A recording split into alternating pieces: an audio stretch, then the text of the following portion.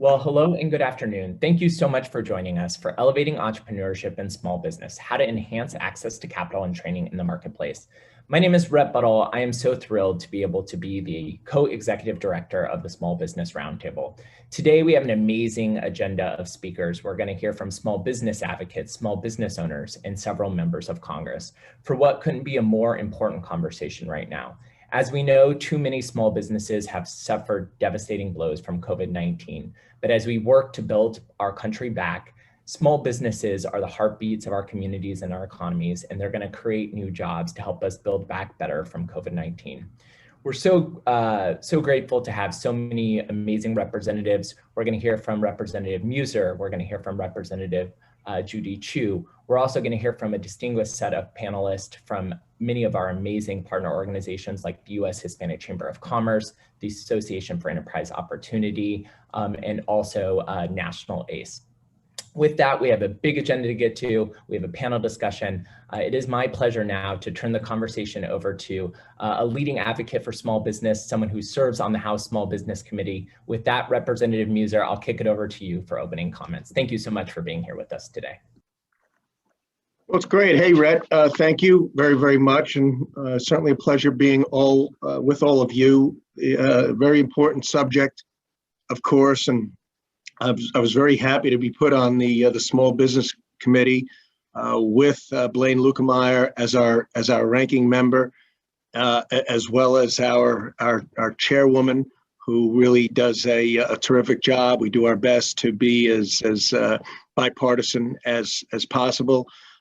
My background was in small business. I helped grow a small business into a relatively large business, well over 1,000 employees over a course of 25 years.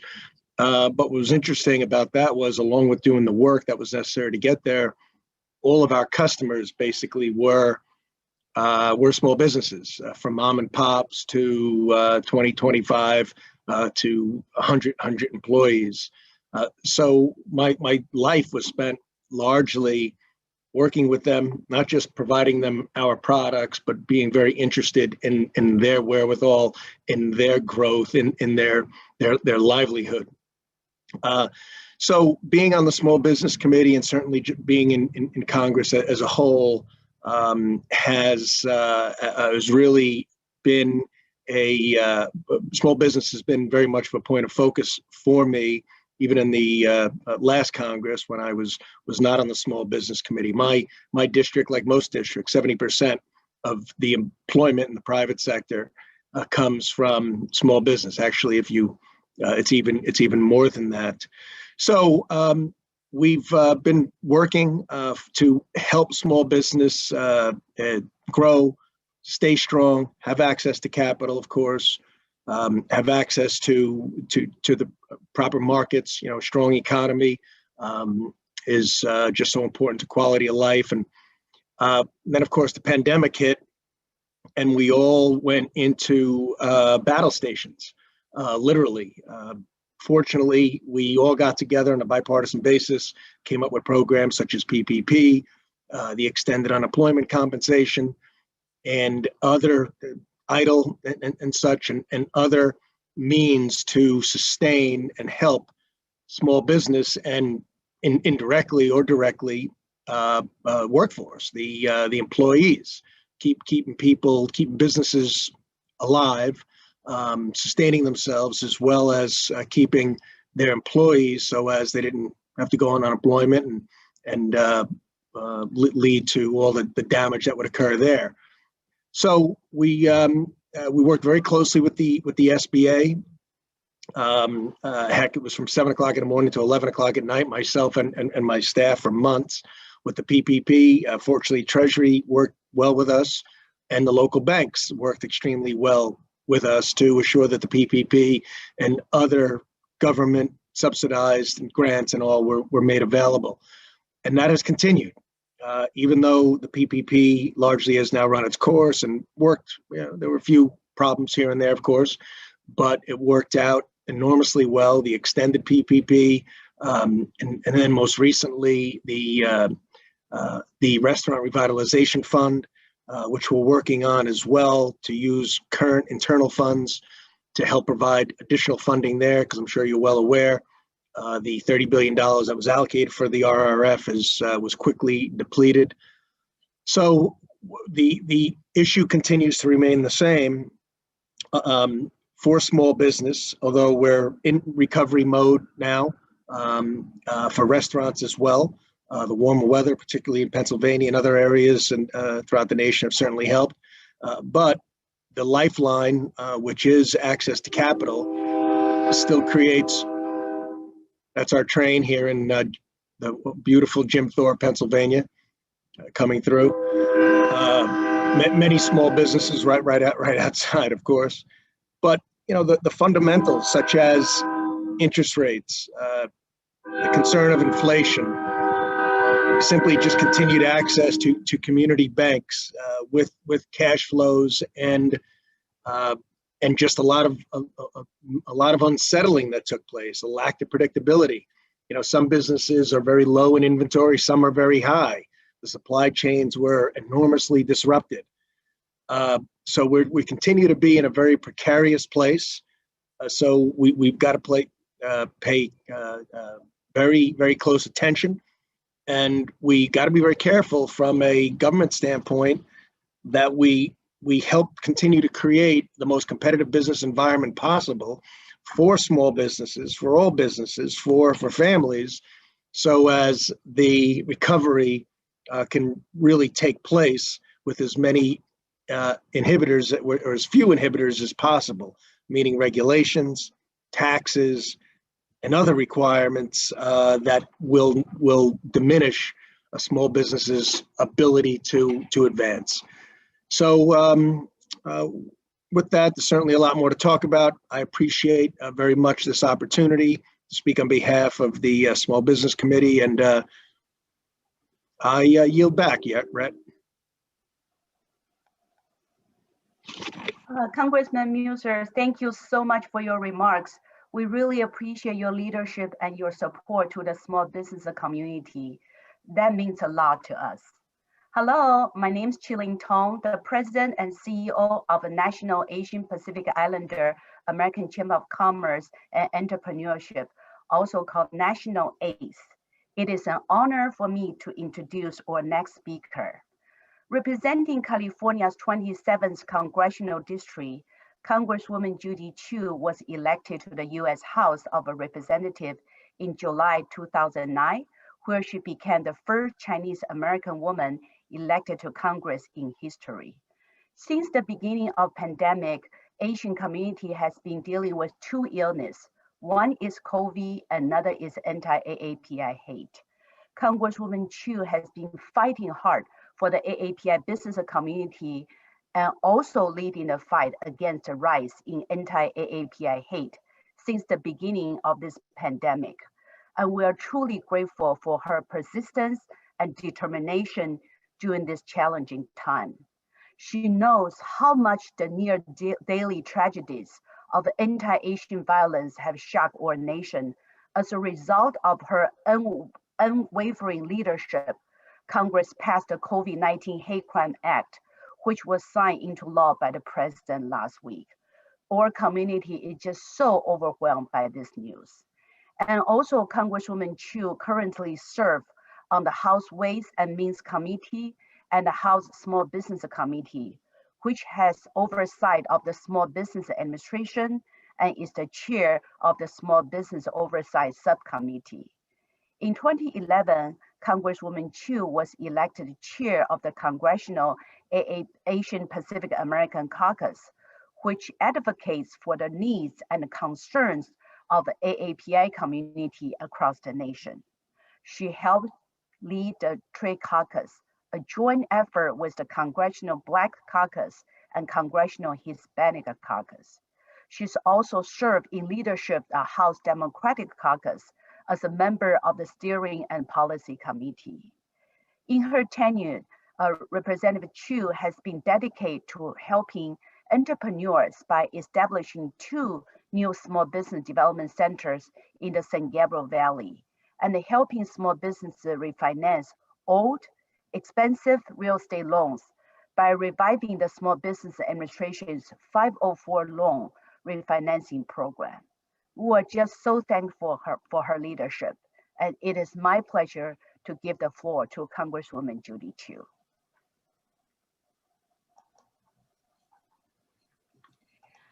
Well, thank you so much for that wonderful introduction, Chi Ling.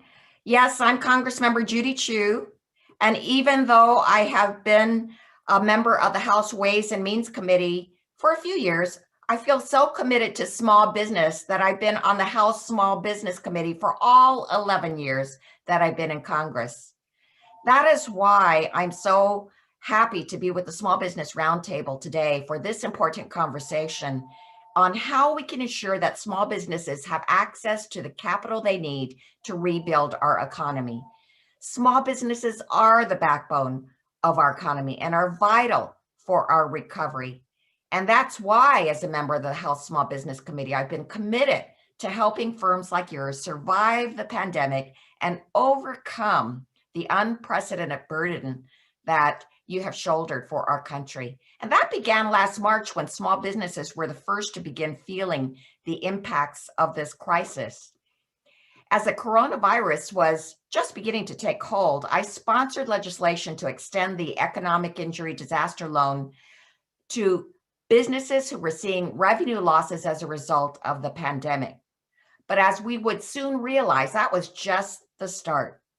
That is why Congress also created the Paycheck Protection Program, or PPP, which was established through the CARES Act. This historic program has provided over $700 billion in forgivable loans to businesses and nonprofits. This funding helped businesses to stay open and keep their employees on the payroll, even when public health restrictions meant that they had to drastically reduce capacity, or in some cases, close their doors entirely. But there was a problem. Because of a lack of clear guidance when the program launched, too many of these loans went to the biggest businesses with existing relationships with traditional banks. That's why I fought for set-aside lending authority for community financial institutions, which work with all businesses, but especially the most underserved and vulnerable ones. This set-aside was a major success, but we still must ensure that PPP loans were distributed fairly and equitably to all communities. For example, there's been alarming reporting recently that found that the majority white neighborhoods in Los Angeles benefited from PPP far more than minority neighborhoods. We can't rebuild our economy unless every community is included. And so when I saw this disparity, I immediately sent a letter to the SBA administrator and Secretary of the Treasury asking for an analysis and plan to address racial disparities in the program. Our long-term recovery relies on distributing this assistance fairly to all small businesses, especially the underserved. Well, now PPP funding is nearly exhausted, and we're moving to the next phase of recovery. That's why the American Rescue Plan, which Congress passed in March, was so important. It provided another infusion of cash for small businesses to make it through the end of the pandemic. And that includes the new Restaurant Revitalization Fund, which will make up the difference in revenue between 2019 and 2020 for restaurants, bars, and other food and beverage businesses. It also creates a very important program, the new Community Navigators Program, to ensure that underserved communities are proactively connected to opportunities for business assistance. But now we have to also turn towards long-term recovery, and that means ensuring that every small business and entrepreneur has access to affordable capital to help them grow. As a member of the Small Business Committee, I know that means expanding and strengthening SBA's lending and investment programs. For instance, we must give more small businesses access to the government's core lending programs like 504, 7A, and microloans. And we also have to think of ways to get capital into the hands of small business owners who face the highest barriers so that they are included as well. That's why I've sponsored legislation to authorize the Community Advantage Loan Program at the Small Business Administration, which specifically targets the businesses who are ready to grow but have trouble accessing private financing, and traditional 7A loans. And it's because the loans are originated by nonprofit mission-based lenders like community development financial institutions and certified development companies who provide hands-on technical assistance to their borrowers and have relationships in the underserved markets that need the most help. We know this model works because we just saw these same lenders answer the call and provide billions of dollars of PPP loans through the community financial institution set aside. I'm proud that my bill, which passed the House unanimously last December, would authorize this Community Advantage program for 5 years, allow SBA to make larger loans, increasing the target of underserved businesses, and specifically include businesses that are owned by people of color. I know that President Biden and Congress have the willpower to think creatively about ways to ensure our long-term recovery is a success, and this program will be a big part of that. And there's more good news. We've administered over 150 million vaccinations, with more being available every day thanks to the Biden administration and the resources that are provided through the American Rescue Plan. That means we are nearing the end of the crisis, and it means we have to start preparing to reopen and rebuild our economy. And that's why I was so thrilled to hear the president lay out his American Jobs Plan and American Families Plan. These are some of the most comprehensive and ambitious ideas yet to put more Americans to work and bolster our economy. And as a member of the committees that have jurisdiction over these issues, I'm so excited to get to work on this now. The American Jobs Plan includes billions in investments to ensure that small businesses are not left behind in the historic overhaul of our country's infrastructure. The plan will make starting a business easier by creating a nationwide network of small business incubators and innovation hubs, helping inventors commercialize their technologies, expanding the Small Business Administration's existing capital access and investment in programs like 7A, and ensuring that small firms are included in the federal contracting opportunities that will be a big part in our infrastructure investments. And by investing over $100 billion in nationwide broadband coverage, no small business will be forced to struggle just because they don't have access to high-speed, affordable broadband. Most importantly, the new infrastructure investments in this bill are good for business. When we build a new train station, that means more people, more commerce, more new storefronts, and more jobs. When movement gets easier and people have more money in their pockets, small businesses succeed. I'm proud to be a fighter for small business. I know that means fighting for the families who make small business work. And as a member of the Ways and Means Committee, which has jurisdiction over paid leave policies, I've also been calling for a national paid leave law for years. I know this can work because it's been working here in California since 2004. And that is the goal of the American Jobs Plan. I'm so proud to work to make this goal a reality. Thank you so much for inviting me, and I look forward to continuing discussions on how to move the U.S. forward.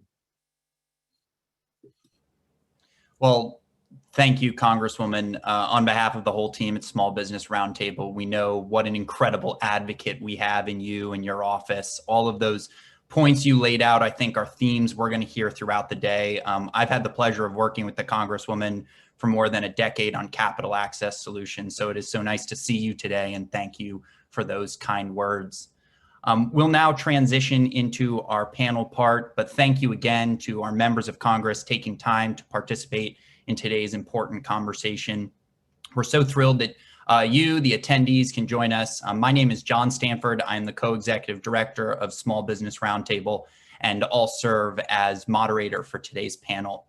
Let's jump right into it because we have three really impressive speakers. I'll give brief bios and then open the conversation so that we can spend as much time hearing from them as possible. I do encourage you to submit questions through the question and answer function, and we'll get to as many as we can.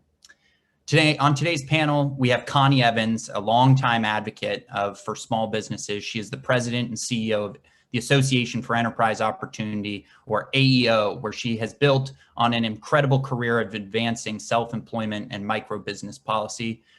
Her bio is pretty long to read, but she served 2 terms on the board of the Federal Reserve Bank of Chicago. She was the first African-American woman to hold such a position. She's been on the CDFI advisory board and even a delegate to the United Nations for President Obama. Connie has been a longtime champion of the micro business community. We also are fortunate to hear from an entrepreneur. Today, we are joined by Megan Benson, who is the owner of Sheep Farm Felt, based in Southern New Jersey, which specializes in wool decor items. She began that business in 2014 at her dining room table and has been using the fiber from her family sheep farm. She's grown that team in the US, but also in Nepal. It's a true success story, and her products are found on platforms like Amazon and Etsy.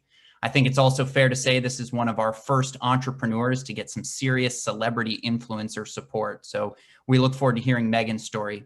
Last and certainly not least is Ramiro Cavazos, the President and Chief Executive Officer of the U.S. Hispanic Chamber of Commerce. He was formerly the head of San Antonio's chamber for 10 years. He has been a champion for all things Hispanic business ownership. He's a 7th generation Texan, and he wouldn't let me forget that if I did. But he's been a force in Washington for Hispanic and Latino business owners. So we have an incredible panel today, and we'll jump right in. And Connie, I thought I'd kick the first question over to you. AEO is the voice of the micro business community and a leader on microfinance. Can you talk about some of that work you're doing and why it's so important to prioritize underserved communities in this access to capital conversation? Certainly, John, and it's a pleasure to join you and my other panelists. And it was wonderful hearing the comments from our 2 representatives who joined us. It is very important that we prioritize policies and programs, not only just for capital, but for capital and training and other resources for small businesses, particularly those that are underserved and underrepresented. They're battling issues such as trust issues, the characteristics of their businesses, means that they are often very, very small. And if we think we are building programs and policies universally and that they're going to meet the needs of these business owners, we're really fooling ourselves. Not only must we prioritize these communities and the entrepreneurs within them, we must also design our programs and products and services to meet their special needs. So the prioritization is not only about people of color and people who are underrepresented throughout our communities and in this marketplace overall, but we must design and have that intentionality to make sure that we are bringing products and services and policies to the marketplace that really will work for all. But we have to design and be very intentional, because there are serious barriers, such as the trust, as I mentioned before, that really prevent them from accessing capital, even when we think we're making capital available. We listened, for example, to Representative Chu talk about how she has moved to make sure that CDFIs and community banks are given priority, are part of the real mix of the market actors who can participate in bringing more inclusiveness in the marketplace. But even in that case, we still have to make sure the right products are designed for these business owners if they're really going to be able to take advantage and be successful.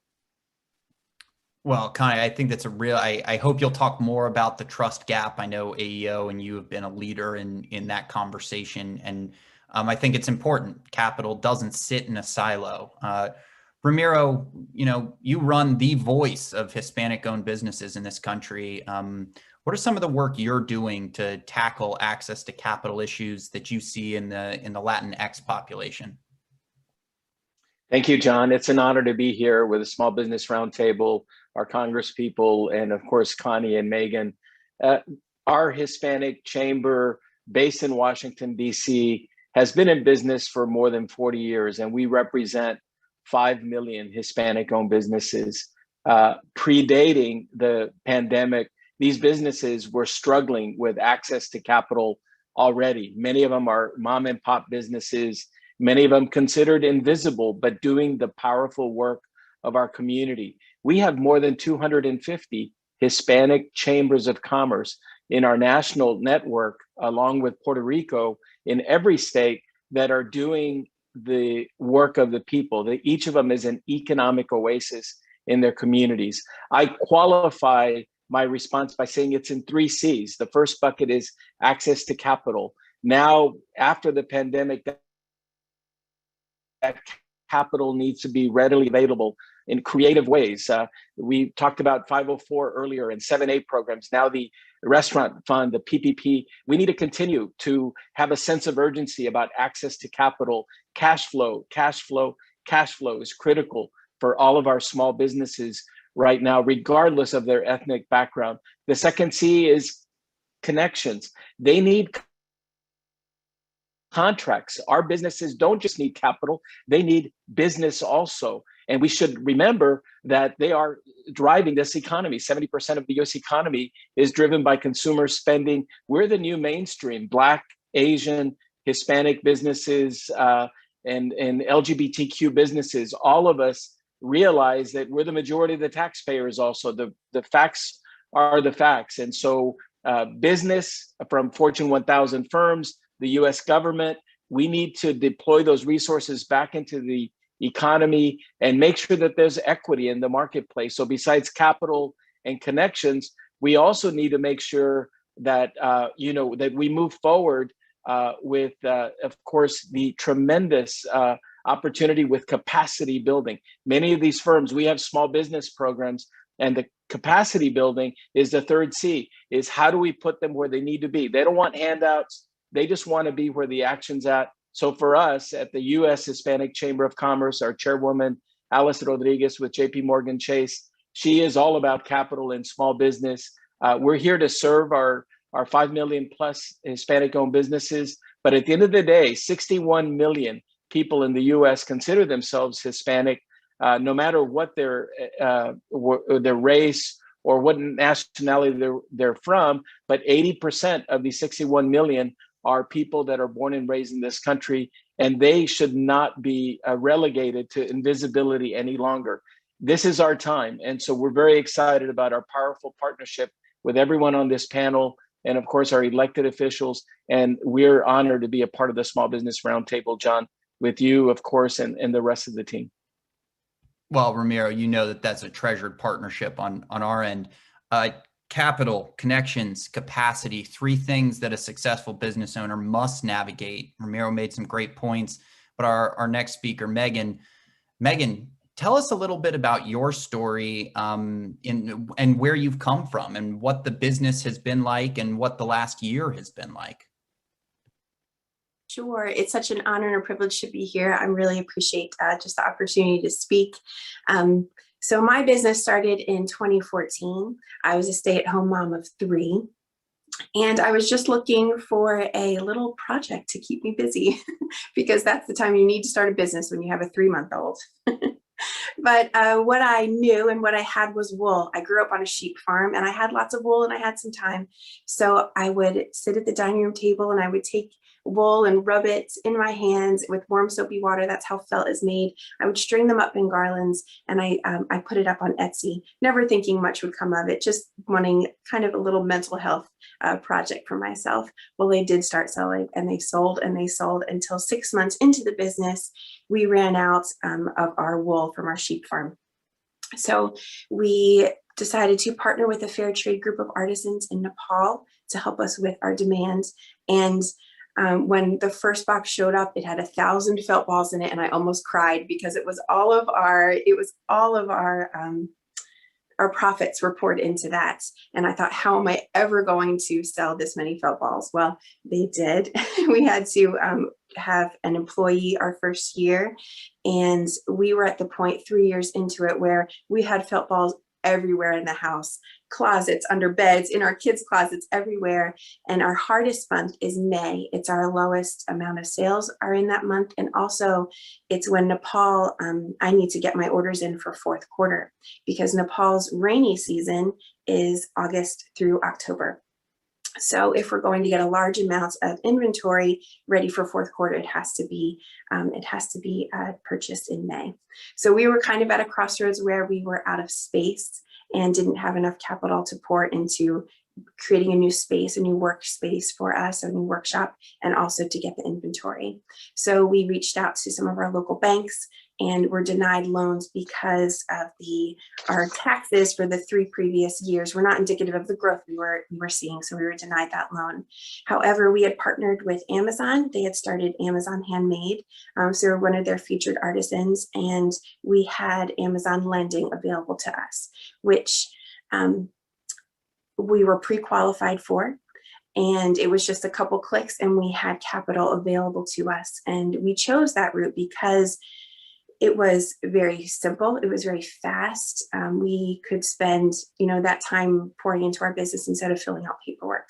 So we had our cash flow. We could make a workspace and get the inventory that we needed for that fourth quarter. And that was our biggest fourth quarter up to that point, where we had, our first 6-figure fourth quarter. So that was just kind of the growth that we were able to have because of Amazon lending and partnering with them. Well, there's a lot of incredible things to unpack there. The first is, I've never known someone who's had to navigate the challenges of being a small business around the rainy season in Nepal. So there is always a first for us here. That story of sort of an alternative path to capital in order for you to grow. We have, it is a constant challenge and something we hear about tradition or businesses being denied traditional financing. And it sounds like you found success in this case with Amazon through one of their lending platforms. And I think that's incredible. Ramiro, is that something you have seen or are seeing? And Connie, I want to tag you in here too. Alternative access to capital. Is that something we need to be looking at? Is there more than just pushing banks to do more? Are there other players at the table as well? There are many players at the table now, ironically, thanks to the pandemic.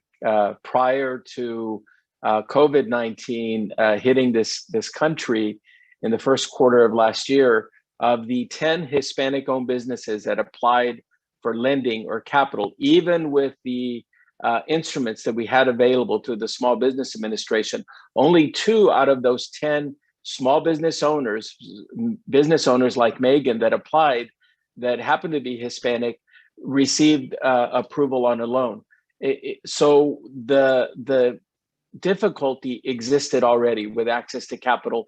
And at the Small Business Administration, less than 1,000 lenders were SBA certified. Now that number is over 5,000 SBA certified. So credit unions are now at the table, micro lenders, minority development institutions, fintechs, companies like PayPal and others who already know your customer base. They're providing upfront capital or lending. And so big banks and community banks, now they're not the only player because of COVID. And of course, with the lending, with the Restaurant Revitalization Fund and the Paycheck Protection Program, what we need to tell people is to continue to scramble and to be hungry and to be creative and to ask for help for access to capital from all sources. In addition to family and other traditional forms of credit, everything now is creative and non-traditional, virtual, using technology and all types of platforms. That's the good news. What we need to say to you and everyone is, because of this access to capital that is now opened up, we are able to add, if we are able to fill the credit voids in just the Hispanic small business community that traditionally had not been led to, $1.5 trillion will be added to the US economy if we provide the capital gap and we fill that through non-traditional sources. So the pressure is up, which is good for all banks and community banks. But we need to have, again, that sense of urgency, because cash flow reserves are at their lowest point ever. And so, yes, capital continues to be a big issue. Obviously, one of the 3 C's, John. But as Megan mentioned, and I know Connie has mentioned, a lot of banks and their loan committees traditionally did not do lending to minority-owned businesses or women-owned businesses simply because of where their business were located, or their credit score, or their repayment history, in many instances better than a non-minority business, and yet they were still being denied. So now really the cover's off the ball. If we don't provide capital fluidly and in the amounts that they're needed to everyone, our economy will not recover and get back to where it was pre-pandemic. So it is a big challenge for us, but we're optimistic. Connie? John, if I could just jump in, I agree with much of that Ramiro had to say, but we should be paying more attention to these alternative institutions. Pre-COVID, we knew from Secretary Lew, former Secretary Jack Lew, that there were 8,000 declines for loans every single day in this country by traditional banks. 8,000 declines per day. That is clearly a market failure. And so as we know that there are community lenders, community development lenders out there, also these fintechs have emerged, not only from just creating a financial technology to get capital in the street, but as he said, just being able from the payments company and seeing what's going through the payments process, and now being able to add loans quicker. That's great. And we need to see more of that. But my concern is how we might be leaving community-based lenders behind. When I listened to Megan tell her great story about how she went to Amazon, a couple clicks and she had it.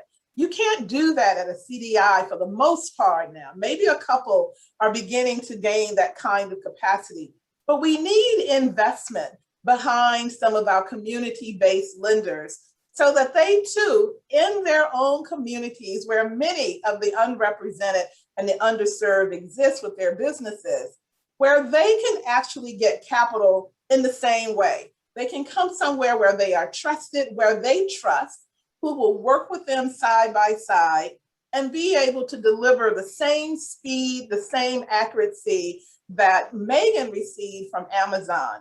If we all come together and put our focus on how do we bring fintech and the community lenders together to actually partner and bring some of this capacity and innovation up, I think that'll be a key piece. But that's still not far enough. We want to make sure that the Amazons and all these other alternatives are also being transparent with the business owners and entrepreneurs as they reach out to them, making sure that there's accountability for having the right types of policies that will allow the greatest access.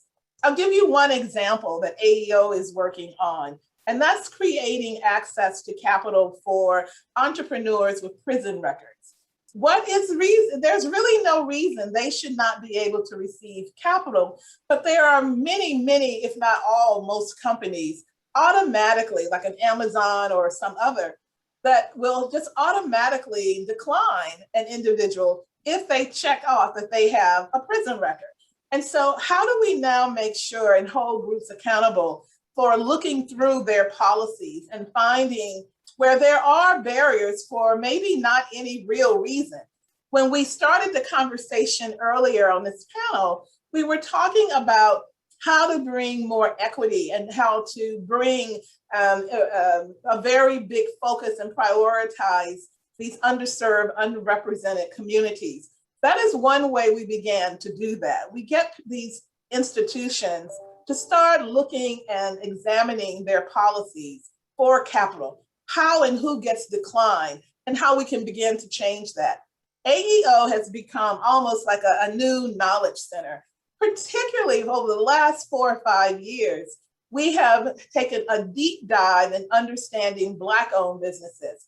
As the voice of micro business in the nation, we actually work to service all businesses. But like I said, in the last 4 or 5 years, we took a deep dive in understanding Black-owned businesses. And we now have, through our grantsmanship program, our grants program, where we've distributed over $300 million in grants to Black-owned small businesses, we've gained an awful lot of insights by being able to have over 60,000 data sets on Black-owned businesses. We know what these businesses look like inside and out. And we know that the capital products that are out here in many ways don't meet the needs of these businesses. So when we're talking about alternatives, we need to create even more alternative capital sources and do that intentionally with the insights we're learning about the needs of these businesses, how they operate, and how to get them right fit capital, not just any capital and say, okay, we have access, but making sure that intentionally we are designing capital products, investing in new underwriting. AEO, for example, has 3 new tests where we are looking at new underwriting models that could be adopted for not only women-owned businesses, one for women-owned businesses, one for startups, or what we're calling restarts, for the businesses who are having to come out of the pandemic with a new business model, a new underwriting tool for that. And then lastly, we're also looking at a new potential underwriting tool for entrepreneurs with prison records. We need to rethink how we think about risk. And if we don't do that, we're going to leave many businesses behind in this economy as we try to rebuild. Megan, I see a few questions coming through the chat. I want to know how what Connie and what Ramiro are saying is resonating with you as a business owner.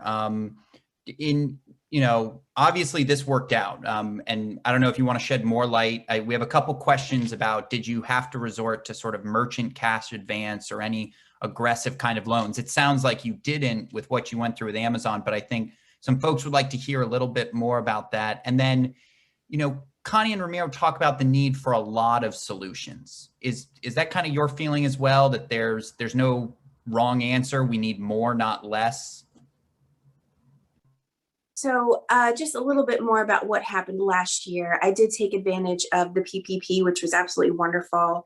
And they had a lot of great points and great things to say. For me personally, it was a really hard year. In March of 2020, I was diagnosed with breast cancer. So on top of the pandemic and all of that going on, we had a personal crisis of just, I don't know what we were going to do, because we had, this is our family's main source of income.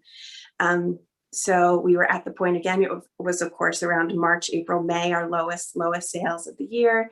We couldn't pay for our employees, our medical bills. So it was just a real hard crisis. So what we ended up doing, we did take advantage of the PPP to pay for about 3 months worth of payroll. And then Amazon had reached out to us not knowing any of this, and they had started a campaign where they were highlighting different different members of Amazon in different regions of the United States. And we were one of the first to be featured. And it was hard because we had 20 cases of product ready to go to Amazon. There's 2 ways to sell through Amazon. One is FBA, Fulfillment by Amazon, where we take our product and we give it to them, and that's the free Prime shipping. And then the other way is Fulfillment by Merchant, where we take the product and then we ship it. We had 20 cases ready to go, and then Amazon shut down and said we're only taking critical things. So we couldn't send our product in. We had no way to get our product out, and then no employees to make our products. So they had done this feature for us. And that month in May, I told them, I'm really sorry, but I'm going to be going through treatment for breast cancer. I can't be featured now. There's no way I can get product out. So my husband said, let's try selling these, these ready to ship. As you can see, we have tons of SKUs. We have over 100 SKUs, but we were only able to list about 12 different products. And because of that feature, we had, at the end of May, sold 18 of those 20 cases. And what is usually a $10,000 month was a $50,000 month. And that is just the power of Amazon. And also I will add one more C, which I feel has been the biggest point of success for my business this year, which has doubled our sales from in 2020 from 2019, and that's community. When I was diagnosed, I leaned into my story, and I had 18,000 followers on Instagram, and I said, I'm not wasting this opportunity. I know most of them are women. I need them to know about advocacy for breast cancer. And I brought them into my story. They saw me lose my hair. They saw all of it. And I think just having the realization, I didn't just have followers. I didn't just have customers. I had built a community. And that I think is the hugest gift with small business, with handmade, and being able to have a platform of social media. Like, what a time to be alive, where we can have access to so many customers anywhere in the world. And that was a huge success, the PPP, that feature, and leaning on my community to really have the capital that we needed to keep going. I think it is incredible, and community is not one. Sometimes I also hear about confidence coming from the community for folks to persevere. I think that's an incredible story. It's a 21st century story. A lot of times, Rhett, Ramiro, Connie, others have talked about the role of going digital has played for so many people. And I honestly can't think of a better example than yours. And it's an incredible story. You know, some of the questions are coming in about how an SBA program hasn't worked for them or has worked for them. One of them mentioned the Export-Import Bank. Megan, I don't know if that's come across your radar. Have you done anything with Exim by any chance? That's a bit of a tangent. I haven't. Honestly, we've been able to kind of stay afloat with our own profits and not needed to reach out for much capital. We're very fortunate. That is fantastic. And as you grow, you know, I think it's one takeaway from all of these is there's so many government resources. And I think sometimes navigating that can be tough. I want to close because a lot of these questions have to do with what's next, what can be done. We have a lot of staffers from Capitol Hill who've joined us today, and I know they'll be listening for ideas that they can take back to their offices. So Connie and Ramiro and Megan too, if you have them, we've sometimes talked about the need for SBA to be modernized. We certainly know they need more resources. Ramiro, or maybe Connie, start with you, and then Ramiro, and then we'll close with Megan.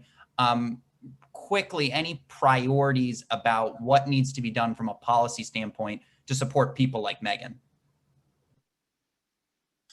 Yeah, AEO has always worked to address the microloan program in SBA. And we still want to focus on things like SBA microloan program and the Community Advantage program.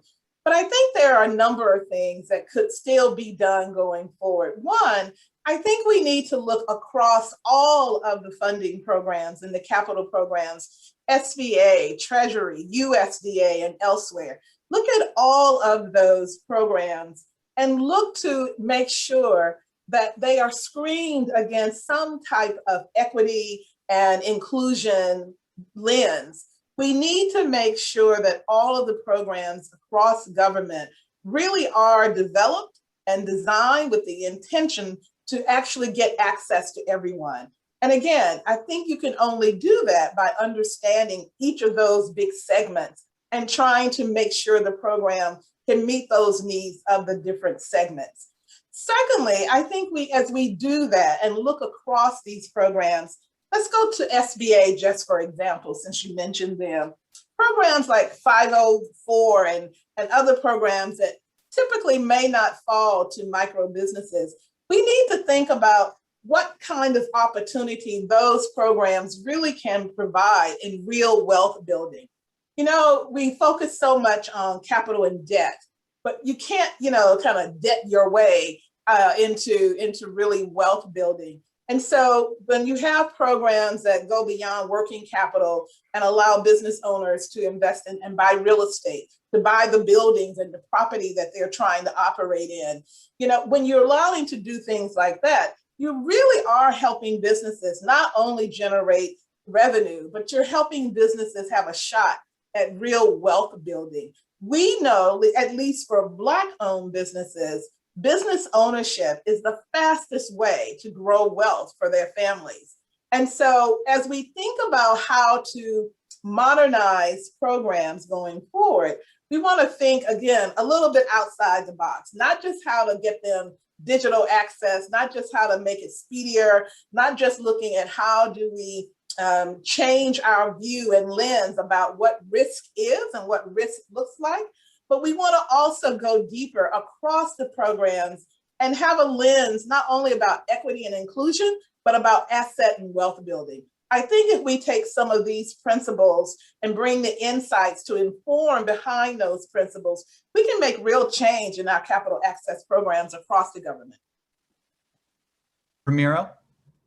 John, I agree with Connie, and of course we're going to hear some more, strong passion from Megan as an entrepreneur and the struggles that all of us go through. What we have found during the pandemic is that we need to meet people where they are, whether it's in English and Spanish. Many of our entrepreneurs who needed access to information, they needed troubleshooting. So we became an organization that found its voice also, like many people did during the pandemic. Tremendous acts of kindness that we've all read about or heard about were really the standard. And if we can keep that spirit of supporting one another and to meeting people where they are, giving them what they need, not waiting for our customer base to come to us or to just put technology to use, but to troubleshoot. We're all in the people business, no matter what we do.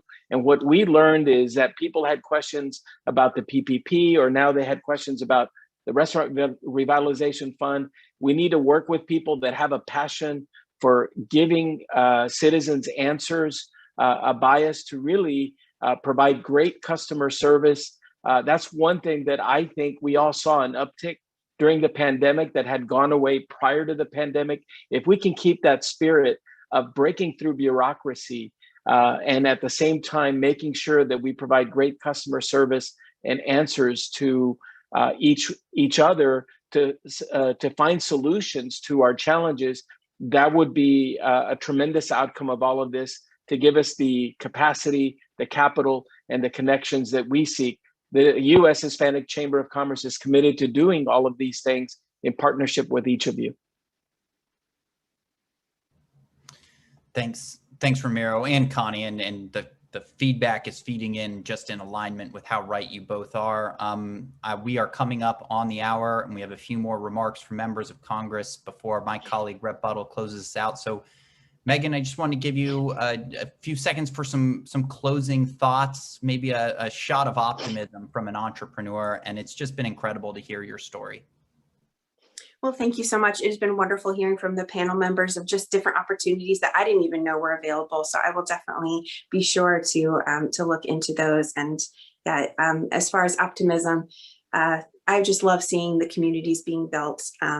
I know we've all needed connection. Everybody needs less stuff and more community. And I think that's kind of what the pandemic has shown us, that we need each other, we need small businesses, and it's wonderful to have the government working, to help us. So I appreciate that. Well, everyone, please join me virtually in thanking Connie, Ramiro, and Megan. It's been a stellar panel, and we will pivot now to some remarks from members of Congress. Thanks, everyone.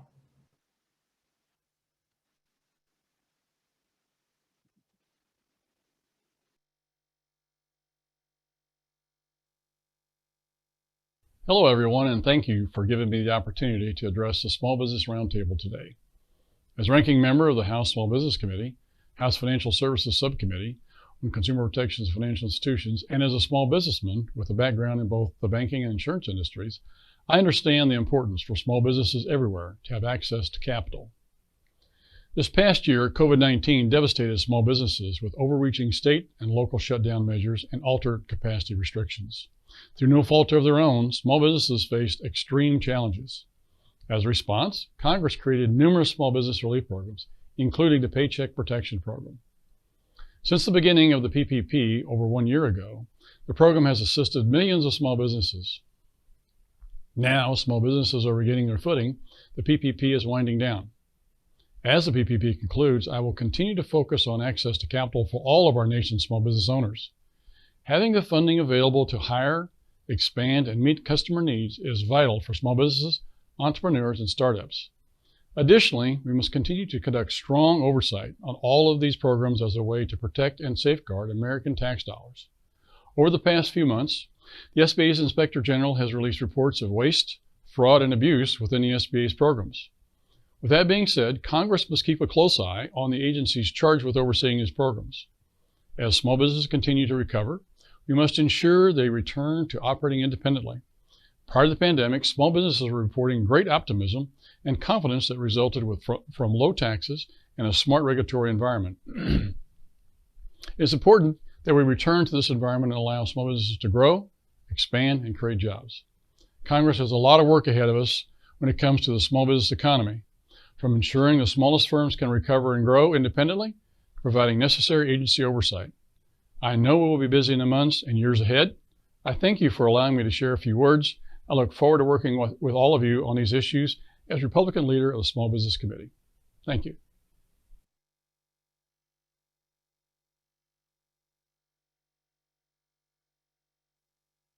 Hi, I'm Angie Craig, and I'm proud to represent Minnesota's 2nd Congressional District in the U.S. House of Representatives. It's an honor to participate in today's discussion with the Small Business Roundtable to talk about my work on the House Small Business Committee to ensure that businesses in my district and across the country have the support they need to recover from the COVID-19 pandemic and thrive in our communities. Throughout the pandemic, I've been so inspired by the grit, the determination, and the resilience of our small business community. Each step of the way, entrepreneurs have adapted, they've kept employees on the payroll, and continued to serve our communities. As restrictions wind down and we begin getting back to normal, we've got to ensure that the hardest hit small businesses have the support they need. From stimulating our economy with the American Rescue Plan to bold investments in our infrastructure. I look forward to working with the Biden administration to make sure that we set our small businesses up for success. I'm continuing to monitor the Shuttered Venues Operators Grant, the Restaurant Revitalization Fund, the Paycheck Protection Program, and the Economic Injury Disaster Loan Programs to make sure that Congress allocates the necessary resources and that the Small Business Administration is responsive and executes these programs with acceptable customer service levels. Additionally, I recently passed legislation to improve the SBA's 504 loan program for small manufacturers. This bipartisan bill, which passed the House unanimously this spring, would increase the maximum loan amounts, streamline the process for loans, and provide additional support to manufacturers. I'm eager to get this passed in the Senate and to present it to President Biden and have him sign it into law. Thank you again to the Small Business Roundtable for inviting me to join today's webinar and for all that you do to help small business owners access the information and the support they need. Thank you so much for engaging in these important discussions, and I look forward to continuing to work with small businesses across my congressional. Thank you.